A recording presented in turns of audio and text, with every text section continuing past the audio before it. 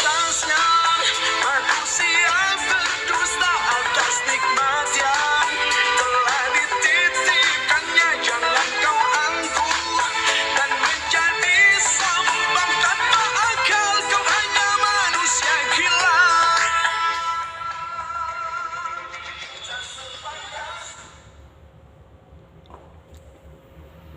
Assalamualaikum warahmatullahi wabarakatuh. Good evening, everybody. On this time, I would like to answer the question of journalists and netizen and also our followers, I think. Pada kesempatan hari ini, saya ingin menjawab pertanyaan dari para wartawan, jamaah dan netizen. Pertanyaannya yaitu begini: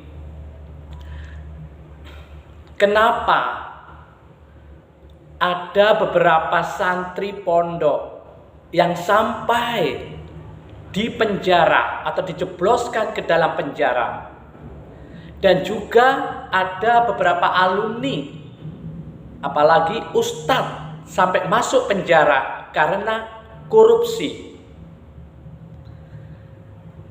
Untuk para santri biasanya ada yang dipenjara karena mencuri, selingkuh, membunuh, dan lain-lain. Padahal para santri dan para ustadz tersebut sudah belajar agama yang lebih mendalam daripada masyarakat sekitarnya. Kenapa bisa terjadi begitu? Kenapa mereka sampai melakukan dosa besar? Jawaban saya sebagai ulama Pasuruan Jawa Timur dan beberapa kiai MUI, Majelis Ulama Indonesia, dan NU juga Muhammadiyah. Pertama, karena uang yang dipakai para santri atau alumni ketika untuk membiayai pondok itu bukan uang halal, melainkan uang haram. Dengan menggunakan uang haram untuk biaya mondok, maka mereka menggunakan uang yang tidak halal. Otomatis tidak barokah, ilmunya tidak manfaat, tidak barokah, membuat mereka semakin serakah dan akhlaknya tidak baik, dan membuat mereka mencuri, selingkuh, membunuh, dan korupsi. Maka mereka dijebloskan ke dalam penjara karena satu, mereka menggunakan uang haram. Di dalam Al-Quran surat Al-A'raf, maksud saya, ayat 157, Gusti Allah dawuh, Bismillahirrahmanirrahim. Qala Allah Ta'ala, wa yuhillu lahumut thayyibat wa yuharrimu 'alaihimul khaba'is. Allah menghalalkan segala sesuatu yang baik sesuai syariat Islam dan mengharamkan segala sesuatu yang buruk yang bertentangan dengan syariat. Maka mereka tidak menerapkan itu, bahwa segala sesuatu yang haram itu dilarang Allah, yang buruk-buruk itu dilarang Allah. Contohnya mencuri, korupsi untuk biaya pondok, otomatis anaknya nanti ketularan mencuri, korupsi, selingkuh, dan lain-lain. Itu jawabannya. Yang kedua, alasannya karena ini jawaban berdasarkan fakta pengalaman saya mengurusi pondok dan mengajar pondok di Pasuruan. Yang kedua, mengapa mereka itu kok sampai di penjara, baik ustadz dan santrinya? Karena ketika mondok, mereka para santri itu sering melanggar peraturan pondok. Yang kedua, karena mereka sering melanggar peraturan pondok, otomatis tidak barokah, ilmunya tidak barokah, tidak manfaat. Di dalam pondok melanggar, dihukum masih melanggar, diberi takzir atau hukum masih melanggar, maka mereka terus melanggar sampai terjun ke masyarakat, mereka dijebloskan ke dalam penjara. Itu karena perbuatannya sendiri.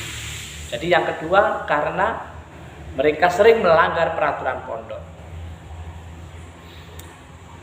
Dan di dalam Al-Quran surat An-Nisa ayat 36, Gusti Allah dawuh qala Allah taala bismillahirrahmanirrahim wa'budullaha wa la tusriku bihi syai'an wabil walidaini ihsanan. Saya ulang, wa'budullaha wa la tusriku bihi syai'an wabil walidaini ihsanan. Surat An-Nisa ayat 36. Gusti Allah dawuh menyembahlah kepada Allah Subhanahu wa taala.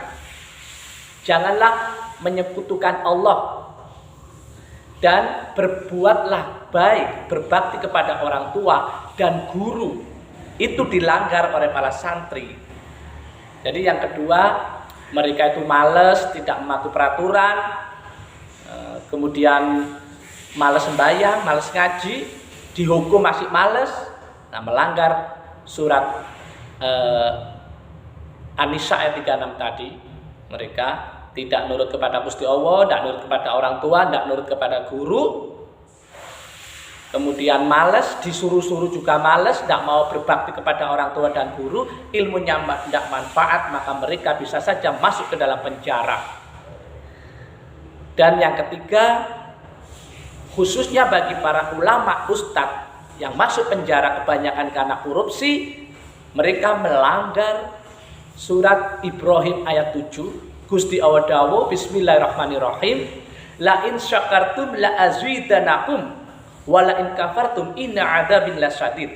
Apabila kalian bersyukur, para ustadz kiai bersyukur dan semua umat bersyukur, maka Allah akan menambah kenikmatannya rezeki 10, 70 sampai 700 kali lipat. Apabila bersyukur.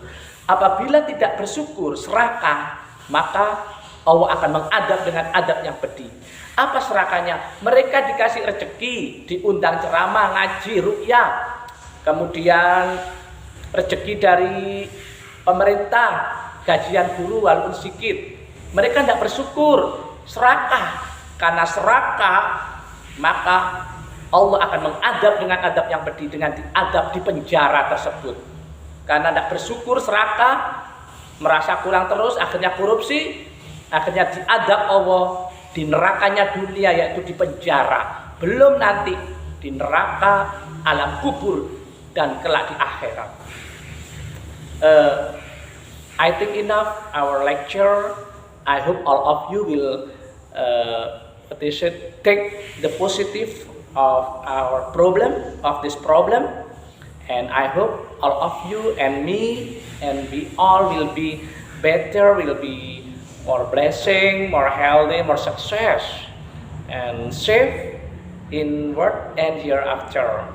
I think enough. Wassalamualaikum warahmatullahi wabarakatuh.